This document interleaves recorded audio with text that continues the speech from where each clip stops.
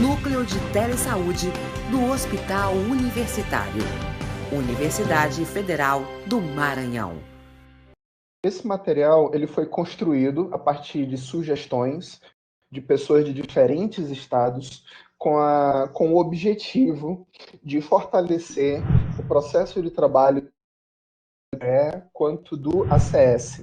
E é fundamental que a gente compreenda e valorize esses profissionais, porque eles é que fazem o link com as famílias e as equipes de saúde, tá?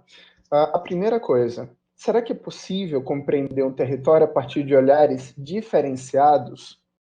Por quê? Nós sim estamos trabalhando com profissionais diferentes e por causa disso nós temos que entender o seu processo de trabalho, a sua legislação. Então, já começamos com essa pergunta, será que é possível trabalhar o mesmo território e compreender essas lógicas diferenciadas?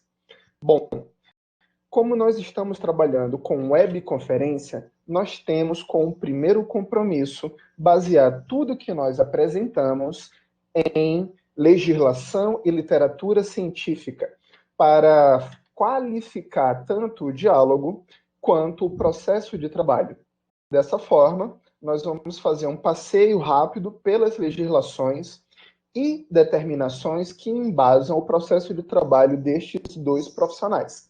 Primeiro, uma das mais conhecidas é a Lei 11.350, de 5 de outubro de 2006, que essa foi uma grande vitória para os agentes comunitários de saúde e o agente de combate a endemias, é uma das leis mais conhecidas, né? E nessa legislação, que ela ocorreu no mesmo ano de uma versão da PENAB, é super importante apresentar isso, veio a descrição clara do que é o processo de trabalho do agente comunitário de saúde e do agente de combate à endemia. Esses dois profissionais, eles possuem origens diferentes, funções diferentes, apesar de atuar no mesmo território. É necessário que a gente esclareça isso. Bom, em 2017 saiu a terceira versão da PENAB, né? Houve a primeira em 2006, a segunda em 2011, a terceira em 2017. A terceira versão da Política Nacional de Atenção Básica, ela é bem clara quanto às atribuições comuns aos dois profissionais e também ela especifica o que é do agente de combate à endemia e o que é do agente comunitário de saúde. Tá? É muito importante nós esclarecermos isso. A primeira coisa, quais são essas atividades em comum a esses dois profissionais? O conhecimento do território, que é a partir do diagnóstico demográfico, né, que ele pode ser social, cultural, ambiental e epidemiológico, assim como sanitário. Desenvolver atividades de promoção, de prevenção, porque durante as visitas domiciliares também são realizadas atividades de orientação e de educação em saúde, assim como articulação de políticas públicas, divulgação para vacinas e outros tipos de convite. Olha só o item 3. Realizar visitas domiciliares com periodicidade estabelecida no planejamento da equipe. É por isso que está destacado aí. Por quê? Este é um ponto que une o agente comunitário de saúde. Ele deixa essa é uma atribuição igual, mas ela é feita de diferentes formas. É só para deixar claro que tanto o agente comunitário de saúde quanto o agente de combate à endemia realiza visita domiciliar. Vamos deixar isso muito bem claro. Com objetivos diferenciados e processos diferenciados. O quarto item, identificar e registrar situações que interfiram no curso de doenças ou que tenham importância epidemiológica. Neste momento de enfrentamento à pandemia, nós temos que já deixar claro, é fundamental a manutenção das visitas domiciliares, tanto de agente de combate à endemia, quanto de agente comunitário de saúde. É fundamental. Nós vamos avançar a apresentação e chegar até o momento das publicações mais recentes, tá? As atribuições comuns, tanto do ACS quanto do ACE, não param por aí. Como eu falei antes, sobre as atividades de orientação, é o item 5. Identificação de casos suspeitos é o item 6. O item 7, informar e mobilizar a sociedade. Conhecer o funcionamento de ações e serviços. Estimular a participação da comunidade das políticas públicas. Identificar parceiros e recursos e exercer outras atribuições que lhe sejam atribuídas por legislação específica. Olha só, tá?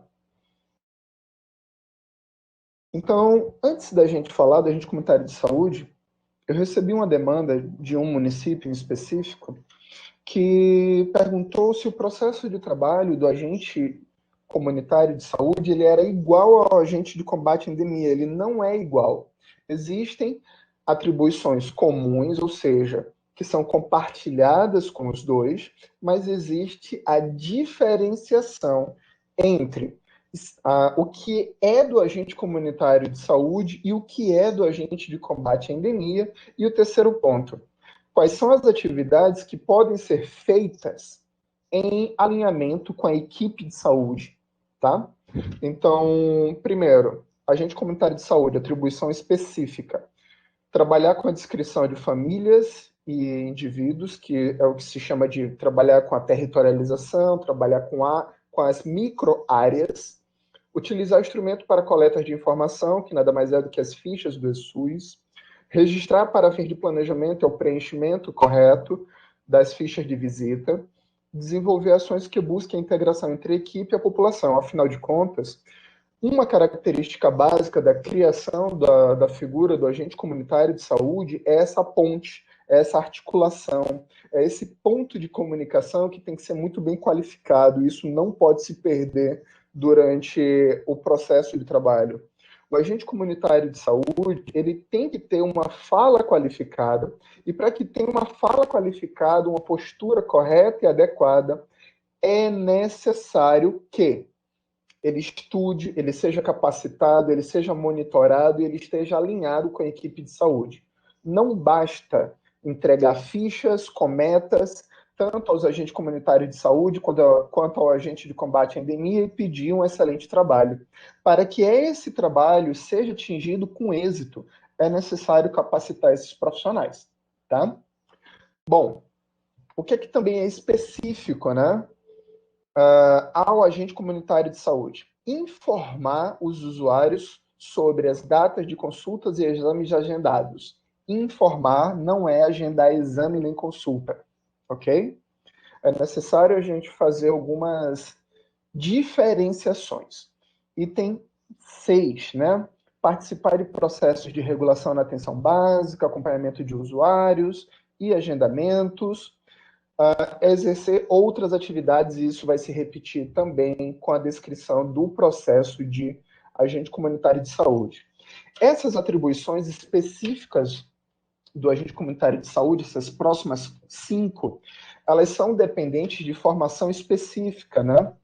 Que até hoje permanece essa discussão de qual seria a melhor forma, o melhor caminho de preparar os ACS para realizar as atribuições de aferir pressão arterial, medir glicemia, aferição de temperatura, realizar técnicas limpas de curativo e orientação de apoio a domicílio para correta administração de medicamentos em situação de vulnerabilidade. Essas 5 atribuições, elas não são atribuições obrigatórias, vamos deixar isso muito bem claro. Tá? Toda esta redação é presente na Política Nacional de Atenção Básica. Então, olha só o texto. Poderão ser consideradas atividades do agente comunitário de saúde e serem realizadas em caráter excepcional, assistidas por um profissional de nível superior, tá bom? Então, é importante a gente informar isso, não é atribuição regular e também não pode ser realizada de forma sozinha, tá?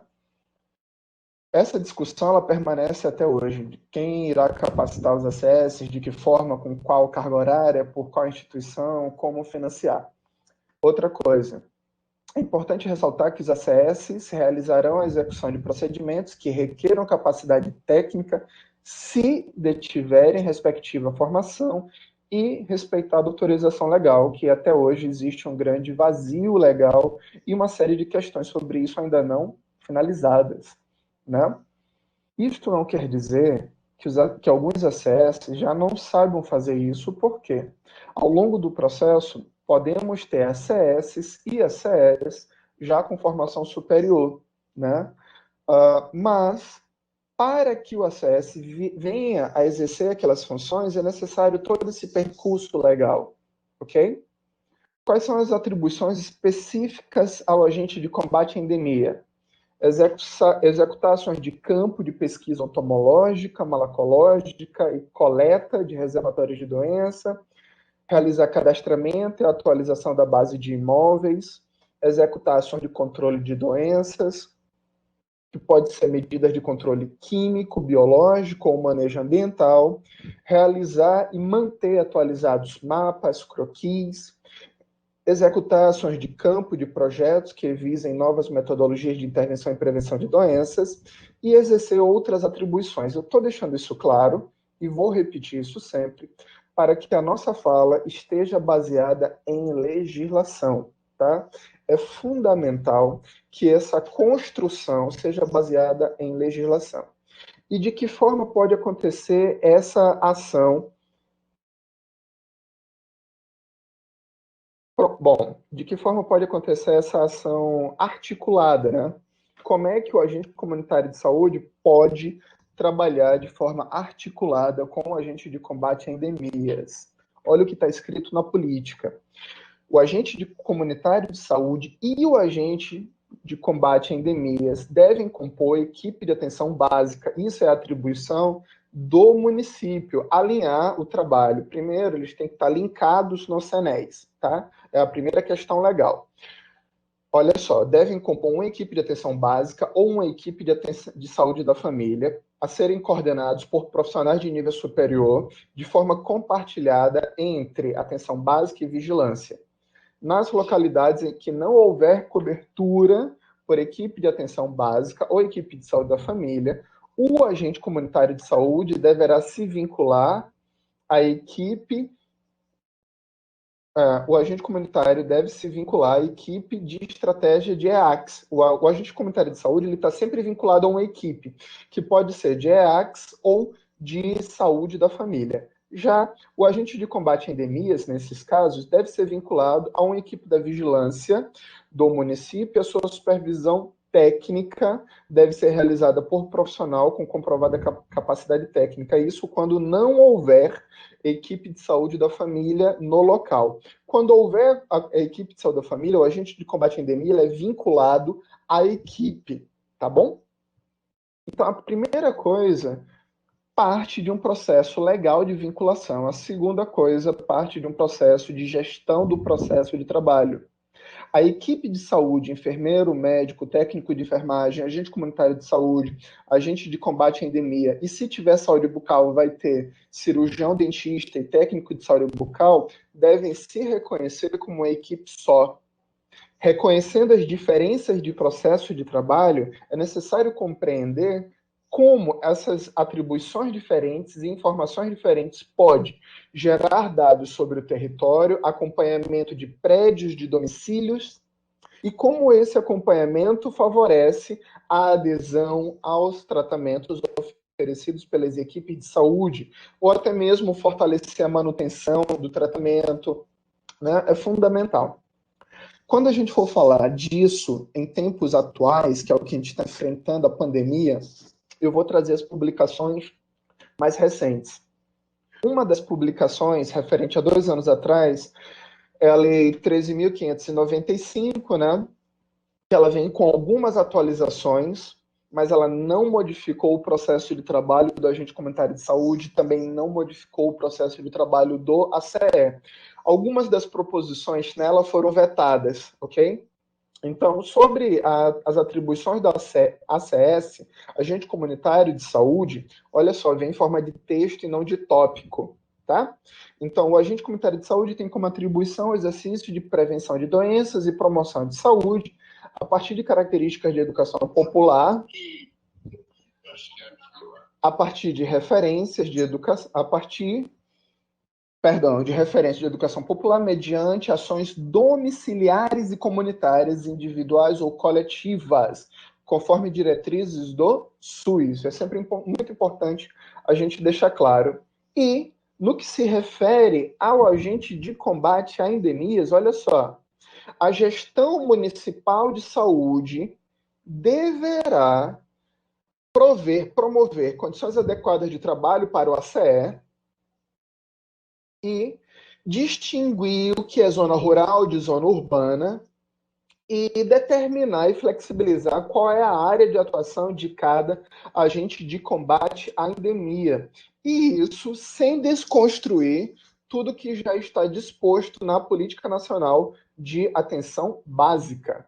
Então, vocês veem que depende muito tanto da gestão municipal de saúde, quanto da gestão da equipe de saúde. Então, fazendo uma síntese do que nós estamos trabalhando com vocês, nós temos agente comunitário de saúde e agente de combate à endemia são profissionais diferentes, eles atuam no mesmo território, mas muitas vezes eles podem ter construções ou dimensões diferenciadas, tá? Por lei, o agente comunitário de saúde só pode acompanhar até 750 pessoas cadastradas. Já o agente de combate à endemia tem uma dimensão de território completamente diferente. É por domicílio, não é por pessoa. Então, eu posso ter prédios habitados ou não.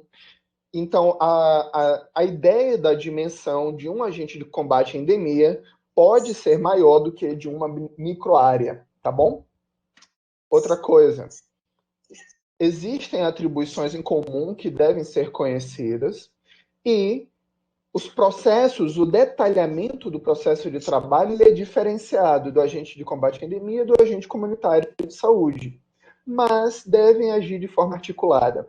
Eu sei que quando a gente fala que o trabalho deve acontecer de forma articulada, muitas pessoas têm relatos, mas isso não acontece no meu município. Então, é necessário sim que a atenção primária à saúde, a atenção básica, conheça a linguagem da vigilância e que a vigilância conheça a linguagem e o processo de trabalho. Não quer dizer que um agente comunitário de saúde faz o mesmo processo, tá? Eu vou repetir que isso não acontece. Existem formações diferenciadas, mas a população é a mesma, tá? Então é necessário, é um grande exercício articular esses movimentos. O Ministério da Saúde já percebeu esse distanciamento e isso não é novo, tanto que em 2018 tem um livro sobre isso, chamado Integração entre Atenção Básica e Vigilância. E olha só o que diz sobre o território. O território em saúde não é apenas um espaço delimitado geograficamente, mas sim um espaço onde as pessoas vivem, estabelecem suas relações sociais, trabalham, cultivam suas crenças e cultura. Então, é fundamental entender que um mesmo território ele pode ter diferentes dimensões, ele pode ter diferentes olhares, ele pode ser visto de diferentes formas, tá? Um mesmo território. Um território ele não se restringe somente aos seus limites geográficos, tá? Bom, e agora a gente não pode fugir desse tema, né, do enfrentamento à pandemia. Quais são as orientações do Ministério da Saúde para os agentes comunitários de saúde, para os agentes de combate à endemia? Que orientações são essas? Bom, o primeiro guia publicado foram as recomendações para a adequação dos agentes comunitários de saúde frente à situação epidemiológica ao Covid-19. Este material ele vem mais apresentando o que é o Covid, sinais e sintomas, e também fornecendo informações sobre como proceder o isolamento domiciliar, até mesmo quando existem usuários sintomáticos, tá? E seus cuidadores. Bom, existem recomendações ainda neste primeiro material sobre competências dos agentes comunitários de saúde, tá? A primeira orientação é orientar a população sobre a doença e medidas de prevenção e sintomas. A gente está vendo todas as orientações que estão sendo divulgadas diariamente.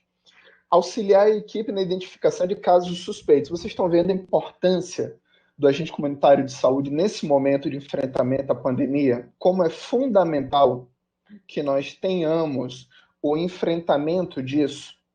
Terceiro ponto, orientar durante as visitas que crianças menor que 5 anos, com sinais e sintomas, devem procurar a unidade básica de saúde.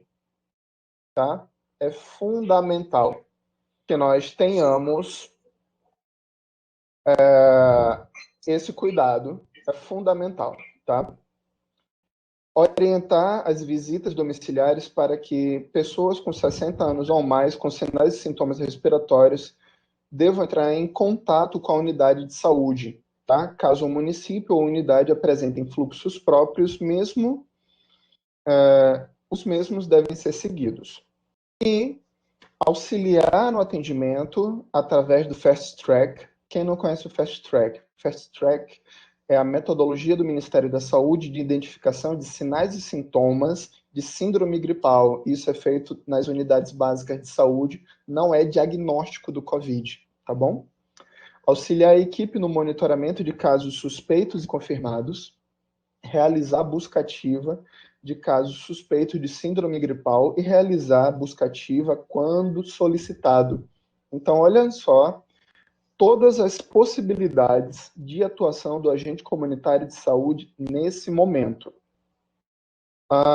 Ainda existem mais competências. Organizar fluxo de acolhimento na unidade, auxiliar atividades de campanha de vacinação de modo a preservar o trânsito entre pacientes que estejam na unidade por conta de complicação de Covid-19, realizar atividades educativas na unidade enquanto os pacientes aguardam atendimento. Tudo isso é descrição ligada ao agente comunitário de saúde. Mesmo que a unidade evite aglomeração, algumas vezes, em uma determinada sala, eu posso ter pessoas que estejam aguardando atendimento de forma espaçada, mesmo respeitando o espaço entre elas, mesmo ela com máscara. Bom, os agentes comunitários de saúde são convidados a, nesse momento, também realizarem atividades educativas, tá? Orientações gerais. Esse foi o segundo material publicado pelo Ministério da Saúde para os agentes de combate, os agentes comunitários de saúde. Olha só a descrição dele. É um material muito mais sucinto, mais leve, mas a gente deve conhecer. E o que ele fala das visitas domiciliares? As visitas domiciliares são uma importante ferramenta para informar, fazer busca ativa de suspeitos e acompanhamento de casos, mas para que a realização dessa atividade é importante considerar alguns cuidados de segurança do paciente e do profissional. Então, jamais desconsiderar as normativas locais, estaduais e do Ministério quanto aos instrumentos de proteção individual, tá? Os equipamentos de proteção individual. Alguns municípios já estão determinando para todos os seus habitantes a utilização de máscaras ao sair de casa. Tá? Então, essas normativas elas devem ser respeitadas. No que se refere às estratégias de ação, neste segundo material, vou deixar isso muito bem claro para os agentes comunitários de saúde, e isso se alinha com os agentes de combate à endemia quando a gente for apresentar a nota técnica. Nesse momento, não é indicado a realização de atividades dentro do domicílio, ok? A área a ser utilizada é a área peridomiciliar, ou seja, ao redor do domicílio.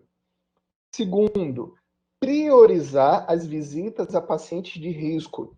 Teve profissional já argumentando exatamente o contrário, que por causa do paciente de risco, nem a visita iria ser realizada. Não.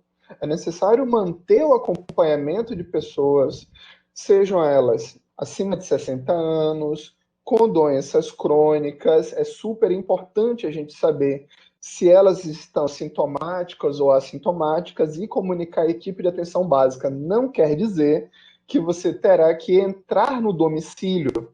Tem município negando esse tipo de visita e causa um distanciamento, está fazendo exatamente o oposto daquilo que é preconizado. Não é para suspender a visita a essas pessoas, é para manter o acompanhamento, mas respeitando o distanciamento com o usuário e não precisa adentrar o domicílio, ok? A visita vai ser feita em região peridomiciliar.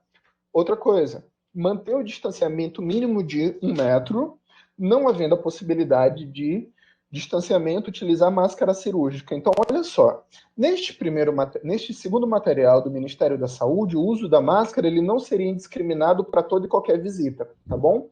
Somente quando não houver possibilidade de manter 1 metro, pelo menos 1 metro de distância, seria indicado a máscara. Só que já existem municípios que já possuem leis municipais que obrigam o uso da máscara e isso tem que ser respeitado. A gente não vai desconsiderar nenhuma legislação, nem estadual, nem municipal, nem federal, tá bom? Higienizar as mãos com álcool em gel, isso por causa do distanciamento, né? Nem sempre as casas visitadas na mesma rua estão uma ao lado da outra. Então, se você chegou perto de um determinado domicílio, quiser higienizar, é sempre muito bom manter a mão higienizada, mas se houver também acesso a uma pia na parte externa da residência, também pode higienizar com água e sabão. Nos casos de visita a pessoas, olha só, nos casos de visitas a pessoas com suspeitas ao Covid-19, sempre utilizar máscara cirúrgica e garantir o uso de EPI apropriado. Uma coisa é sintomas de síndrome gripal leve, outra coisa já é suspeita de Covid. Tá? Então vamos diferenciar isso para que a gente não suspenda todas as visitas. Não existe base legal para suspensão de visitas indiscriminadamente. Tá? E continua, né, as orientações. Quando o ACS deve ser afastado das visitas domiciliares. Não é do seu trabalho, é das visitas domiciliares. Quando o ACS apresentar febre ou qualquer sintoma respiratório, né, como tosse, coriza, dor de garganta, falta de ar, deve permanecer em isolamento domiciliar conforme a orientação do médico ou enfermeiro. Tudo bem? E o ACS com mais de 60 anos ou com condições crônicas, que podem ser doenças cardíacas, doenças crônicas respiratórias, doenças renais em estágio avançado, ou em diálise, ou imunossuprimidos, ou diabetes, devem trabalhar na unidade básica de saúde em atividades de monitoramento e administrativas que não demandem atendimento ao público. Vocês estão vendo que pessoas acima de 60 anos, agente comunitário de saúde acima de 60 anos ou com condições crônicas de saúde não é para imediato isolamento domiciliar se não tiver sintoma respiratório e nem para ficar ausente do trabalho, não é isso. Mas sim para atuar nas unidades de saúde nas ações que não requeram atendimento ao público. Então, olhem só, é necessário a gente respeitar e conhecer essas orientações, tá? Uma atenção, as visitas domiciliares, isso é fala do Ministério neste segundo material que eu estou apresentando. As visitas domiciliares permanecerão sendo atividades essenciais aos ACS, entretanto, deve-se observar cuidados para garantir a segurança e cuidado de todos os envolvidos no processo. Super importante isso, tá? É possível fazer visita domiciliar por telefone ou por redes sociais? Não. O Ministério da Saúde não recomenda o preenchimento desse instrumento, que são as fichas de visita domiciliar e os cadastros por contato telefônico ou qualquer outro meio de telecomunicação, por não se caracterizar visita domiciliar. que é o escopo do instrumento de coleta de dados, tá bom? Então, uma coisa são os conselhos de classe permitir atendimentos à distância de determinadas formações, como psicologia, nutrição, se eu não me engano, agora medicina e outras atividades. Mas a visita domiciliar somente é caracterizada pela presença do agente comunitário de saúde ao domicílio, que nesse momento está sendo realizada a visita na área peridomiciliar e não precisa adentrar o domicílio, tá? É fundamental realizar esse esclarecimento para que diga, não, agora nesse momento estou realizando visita por rede social, por aplicativo de mensagem. Não é, isto não é visita domiciliar. A gente sempre tem que fazer essas pontuações, porque nem todas as flexibilizações elas são viáveis ou permitidas por legislação. E o registro das visitas? O registro da visita domiciliar e de cadastro são instrumentos preenchidos em loco, ou seja, durante a visita, né? E nesse momento estamos falando da ficha de visita domiciliar e territorial na versão 3.2, assim como nas fichas de cadastro domiciliar e fichas de cadastro individual. Só pode ser feita na presença do indivíduo. E já que nós estamos falando para agentes de combate à endemia e agentes comunitários de saúde, temos que apresentar a nota informativa número 8, que ela é específica para o agente de combate à endemia, tá? Na nota informativa número 8 de 2020, informa o que é que o ACE deve considerar. Primeiro, o agente de combate à endemia que apresente qualquer sintoma respiratório, como tosse, dor, coriza, garganta, falta de ar ou febre, deve permanecer em isolamento social. Segundo item, quando o agente de combate à endemia identificar nos domicílios visitados a presença de moradores com qualquer sintoma respiratório ou febre, deve imediatamente informar para o responsável pelo coronavírus no seu município. Então, vocês estão percebendo que é necessário, sim, a realização da visita do agente de combate à endemia também aos domicílios e verificando isso, perguntando se naquele domicílio existem pessoas com sintomas respiratórios, tá? Quando a visita não será realizada? Quando não realizar a visita domiciliar, caso o responsável pelo imóvel, que é quem vai fornecer a informação, né, no momento da atividade, tenha a idade superior a 60 anos. Tudo bem? Isto é específico à orientação ao agente de combate a endemias, tá? Então vamos deixar isso muito bem claro, muito bem específico. Nas visitas domiciliares, né? É a mesma orientação do agente de combate ao agente comunitário de saúde. Olha só, não realizar as atividades intradomicílio. A visita do agente de combate a endemias estará limitada apenas à área peridomiciliar, lados e fundo do quintal ou terreno.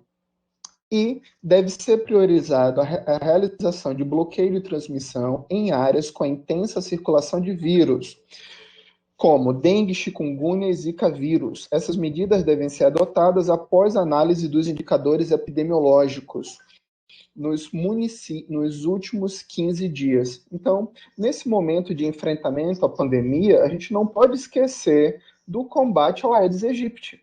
Tá? Em muitos municípios estão ocorrendo, sim, o aumento de casos de Aedes, né? Aumento de incidência, aumento de casos de infestação. E nesse momento onde as famílias estão sendo convidadas ao ficar em casa, em isolamento domiciliar, aumenta o risco de casos de dengue, de chikungunya ou de zika vírus, né? Porque elas estão mais expostas a esses domicílios, a esses prédios. Então, por isso, é fundamental pautar a ação do agente de combate à endemia a partir dos resultados da avaliação de cada território, níveis de infestação, relatórios da vigilância epidemiológica, que vai nortear essas ações, tá? Quando for necessário realizar ações de controle, pelos agentes de combate à endemia, que pode ser mecânico, que pode ser químico, é necessário a utilização de EPIs, tá?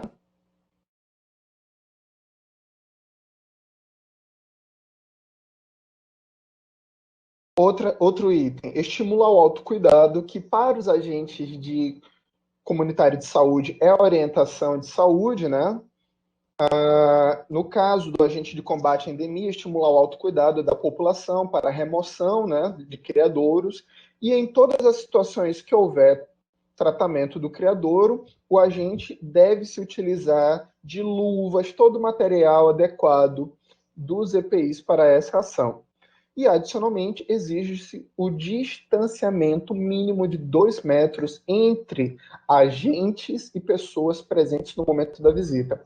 Esta nota do agente de combate à endemia possui diferenciação e porque são processos de trabalhos diferenciados entre agente de combate a endemias e o agente comunitário de saúde. Eu vou estar sempre reforçando isso, né? Que são profissionais diferentes. Nas visitas nas visitas domiciliares, deve-se ainda manter as ações de controle vetorial aos pontos estratégicos e imóveis especiais, conforme preconizado, e fica recomendado que cada agente de endemias utilize utensílios próprios, evitando o compartilhamento, né? Então, olha só a clareza dessa orientação ao agente de endemias. É fundamental que o agente de endemias conheça muito bem o seu processo de trabalho, conheça muito bem as suas responsabilidades, para que a gente não tenha ações equivocadas, tá? A gente já está chegando ao final. E as ações de cadastro, né, tão fortes no Previne Brasil, que alimenta a captação ponderada. Bom, vamos falar sobre elas. Recentemente foi publicada a Portaria 29, de 16 de abril de 2020, que nela consta um processo de adiamento até a competência de junho, para que os municípios possam ampliar sua base cadastral. Por que isso é importante? Porque gera uma tolerância maior. Muitos municípios quase que pararam as suas ações em relação ao cadastramento para tentar entender e organizar os serviços e, por conseguinte, também lentificou o processo de cadastramento, né? Então, agora tem um processo de adiamento até a competência de junho, mas o Previne Brasil, ele existe, ele está funcionando, ele não foi cancelado. Então, é por isso que as visitas, elas devem continuar acontecendo. E quem é o profissional que domina o processo de cadastramento? É o agente comunitário de saúde, que vai fazer essas visitas no domicílio, tá? Então é fundamental que essas visitas elas sejam mantidas para que não haja a perda, né?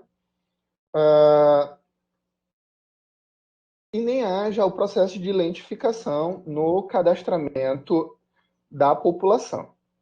Até porque o recurso do Previne Brasil ele é dividido em 3 categorias, né? Captação ponderada é a primeira delas, que é referente à base cadastral. A segunda é o pagamento por desempenho, que vai acontecer a partir de setembro. E a terceira são as ações estratégicas, que inclusive os agentes comunitários de saúde estão nas ações estratégicas. E o registro, né, das visitas domiciliares. Como fazer esse registro das visitas domiciliares? E aí eu dei um destaque nessa apresentação para o monitoramento dos usuários com sintomas, ou da população com sintomas respiratórios. A primeira coisa que a gente deve explicar é o seguinte: quais são as fichas a serem utilizadas pelo agente comunitário de saúde? É a ficha de visita domiciliar, a ficha de cadastro individual e a ficha de cadastro domiciliar. Para o agente de endemias, além dos seus registros da vigilância, é necessário preencher a ficha de visita domiciliar e territorial do ESUS-AB, tá bom? Então a gente vai mostrar aqui como preencher essa ficha, tá? Bom, Existe uma coisa que a gente tem que falar, que é a versão da ficha. A versão atual da ficha é 3.2. 3.2, tá? Por que eu não devo utilizar fichas mais antigas? Porque podem existir campos não existentes na ficha atual e você perde a possibilidade de lançar informação de forma adequada, tá? A ficha 3.2, ela tem uma característica específica que a gente vai apresentar, que é a possibilidade de registro do CPF do usuário como possibilidade ao cartão SUS, né? Ou CPF ou cartão SUS. Mas esse não é um campo obrigatório, a gente vai explicar isso num passo a passo, ok? Então, deste momento de enfrentamento à pandemia, eu peguei uma das situações mais críticas e mais importantes de visita do agente de combate à endemia e do agente comunitário de saúde, que é o acompanhamento de pessoas sintomáticas por síndrome gripal, né? Ou seja, que tem sintomas respiratórios, tá bom? Então, isso pode ser feito tanto pelo agente de combate a endemias quanto pelo agente comunitário de saúde, tá? Essa é a primeira parte da ficha. A única coisa que tem de diferente para a versão anterior é o campo de identificação do usuário. A única coisa que tem diferente, que agora foi inserida a possibilidade de ou cartão SUS ou CPF, tá bom? Essa é a única diferença, mas a gente vai mostrar, isso é só uma tela inicial, a gente vai mostrar campo a campo a forma de preenchimento, tá? No verso da ficha, não mudou nada, e cada uma dessas colunas significa uma pessoa acompanhada. A ficha de visita domiciliar e territorial não é uma ficha por família, ela é uma ficha de registro de visitas e ela é por pessoa.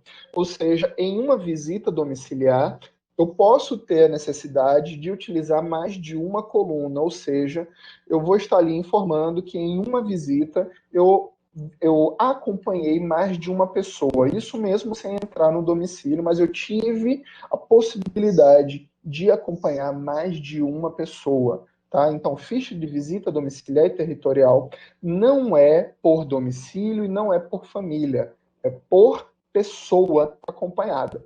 A gente tem que deixar isso super claro, porque tem gente que preenche somente uma página por família e aí perde muito material, tá?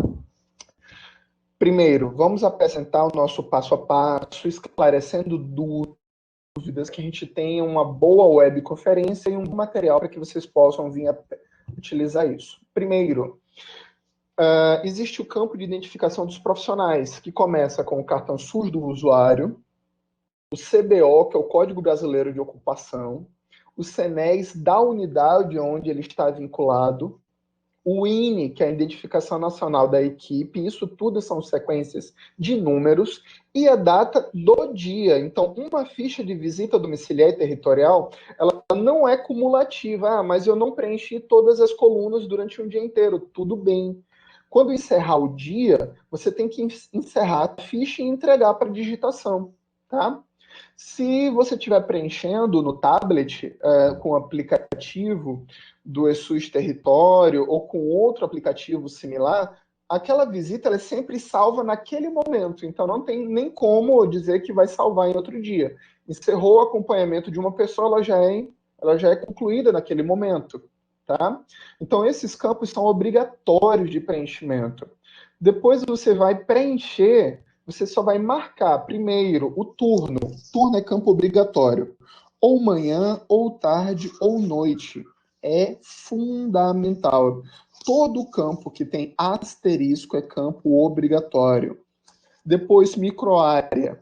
Cada ACS tem microárea. E se eu sou agente de combate à endemia, eu tenho que conversar com o meu ACS e saber a que microárea pertence aquela rua e aquela casa. E aí eu preencho a microárea.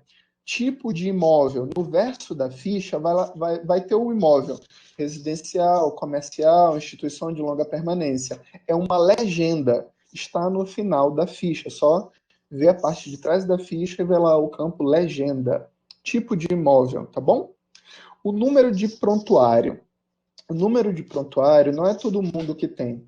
Só vai ter prontuários pessoas que são atendidas regularmente em uma determinada unidade básica de saúde, que é o número de prontuário familiar. Então, famílias novas, famílias que nunca foram atendidas naquela unidade, mas estão começando a ser visitadas, elas não vão ter número de prontuário. Esse campo ele não é obrigatório. Então, se no momento da sua visita para acompanhamento não tiver o prontuário da família, não tem nenhum problema. Esse campo ele pode ficar sem informação. Não é um campo obrigatório. E aí começam os campos de identificação do usuário, tá?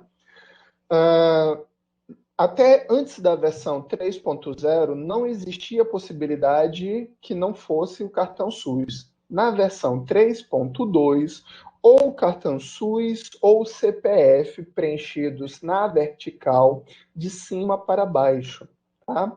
Ou CPF ou o cartão SUS. Mas ainda não é um campo obrigatório, ele é um campo preferencial, mas não é um campo obrigatório. Já que você está indo ao domicílio do usuário, é mais fácil perguntar o CPF. Nem todo mundo sabe o seu cartão SUS. Se não tiver a possibilidade de coletar essa informação, tudo bem, você deve ir para a parte de baixo e continuar a identificação do usuário. Essa ficha não há como preencher o nome do usuário. Começa ou com o cartão SUS do usuário ou com o CPF. Se não houver possibilidade, você começa por dia, mês ou ano. E sexo você vai identificar com o X, no sexo feminino ou masculino. Tudo bem? Dia e mês em uma linha e ano completo na linha do meio. Caso você, vamos esclarecer. Mesmo que você tenha o CPF do usuário, os campos data de nascimento e sexo são campos obrigatórios. Então, existem 3 fontes de informação sobre cada usuário, tá? Cartão SUS ou CPF, data de nascimento, por dia, mês e ano de nascimento, e sexo. Após identificar o usuário, existe um campo que muita gente ignora, que você deve informar no item 5, se essa visita domiciliar você está compartilhando com outro profissional. Se você tiver qualquer outro profissional da equipe de saúde ou da unidade com você, você tem que só marcar esse campo, tá? A outra ficha pertence ao outro profissional. Eu estou sendo acompanhado ou estou acompanhando uma visita de um enfermeiro que tem que fazer uma visita, um atendimento domiciliar de uma pessoa acamada. Tudo bem, tá? Nesse momento você só fazer esse xizinho, marcar esse X, e o enfermeiro deve registrar o atendimento domiciliar dele na ficha de atendimento individual. Tá? Eu estou acompanhado por mais um ACS, ou estou acompanhado com o meu agente de combate a endemias. Você vai lá e marca o X, tá? Não tem nenhum problema. E, item 6, você poderá identificar agora o tipo de visita domiciliar e territorial, e aí todo mundo, a maioria das pessoas, erram na hora de identificar o tipo de visita e o motivo da visita. Quando a gente vai gerar os relatórios, tem grandes confusões, grandes erros nesse campo. E a gente fez um resuminho para vocês, para facilitar a compreensão, tá bom? Existe a visita periódica, a visita para busca ativa, a visita de acompanhamento e a visita de controle vetorial, que tem que ser marcada junto com a periódica, mas vamos explicar. Tá? Então, a visita periódica é aquela realizada periodicamente, ou seja, mensalmente, ao responsável da família, quando não houver condição de saúde a ser acompanhada. Tudo bem? Vamos deixar isso muito bem claro. Toda vez que houver uma condição de saúde a ser acompanhada, ela se torna visita de acompanhamento. Por exemplo, eu tenho hipertensão, então o meu agente comunitário de saúde, ao saber disso, ele tem que me acompanhar mensalmente por causa da minha condição de saúde, hipertensão, que é uma condição crônica de saúde. Quando eu for visitar o responsável da família e eu não estou acompanhando nenhuma condição de saúde, ou para controle vetorial, ou visita de acompanhamento daquela família, eu marco a visita periódica, tá? E o que é que significa visita de busca ativa? Busca ativa ela só é determinada pela equipe de saúde, pelo enfermeiro, pelo médico, pelo profissional do NASF ou profissional de saúde bucal. De que forma? Esse profissional de saúde vai especificar o motivo da localização de um determinado usuário ou um grupo de pessoas por uma situação específica. Então, a busca ativa ou pode ser por vacina, por atendimento, por Bolsa Família, não é isso? Então, essas condições de saúde, esses motivos de busca ativa, quem determina é a equipe, não é o ACS, nem o agente de combate a endemias, tá? A visita de acompanhamento é a mais frequente que tem, porque nós temos vários motivos ou condições de saúde para fazer esse acompanhamento, inclusive sintomas respiratórios, tá bom? E a visita de controle vetorial que a gente marca junto com a visita periódica, que quem faz isso é o agente de combate a endemias, tá bom? Porque o controle vetorial, existem 3 formas de fazer o controle vetorial, a gente vai mostrar isso daqui a pouco. A gente já está chegando ao final da apresentação para iniciar o atendimento das perguntas, tá?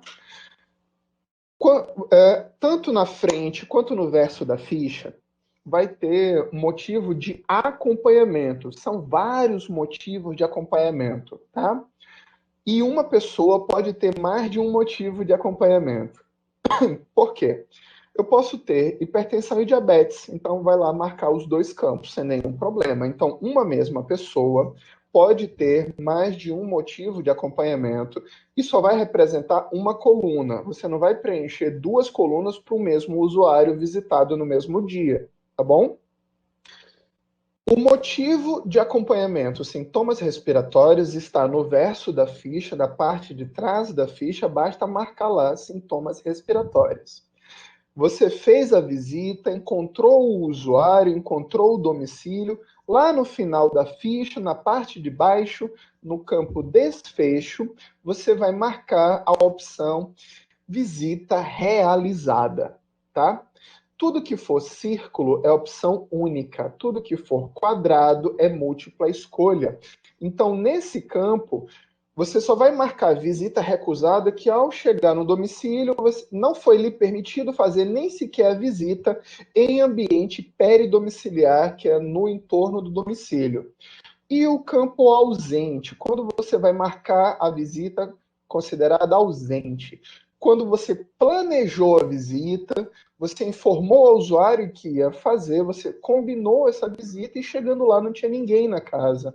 Ou não tinha aquela pessoa que você ia realizar o acompanhamento. É somente assim. Você não pode marcar o campo ausente quando você não marcou, não agendou a visita. Senão você vai ter um grande número de ausências no seu relatório e não vai ser coerente com a sua realidade. Tá bom? Observação. Uma só pessoa pode apresentar mais de um motivo ou condição de saúde avaliada. Como eu já falei antes, basta marcar mais de uma alternativa em uma mesma coluna, tá? Caso em uma visita domiciliar você tenha que acompanhar mais de uma pessoa, aí sim devem ser preenchidas desde o início até o final a identificação do usuário, começando pelo CPF ou cartão SUS, data de nascimento, dia, mês e ano e o sexo, informar o tipo de visita e o motivo do acompanhamento, assim como o desfecho, ou seja, o encerramento daquela visita, como a visita terminou. Quem ainda não me conhece, meu nome é Jamerson Ferreira, sou teleconsultor também do Núcleo de Telesaúde Maranhão e também atuo na Secretaria de Saúde do Estado do Maranhão. Minha formação é Psicologia e tenho mestrado em Gestão de Serviços e Programas de Saúde, tá bom?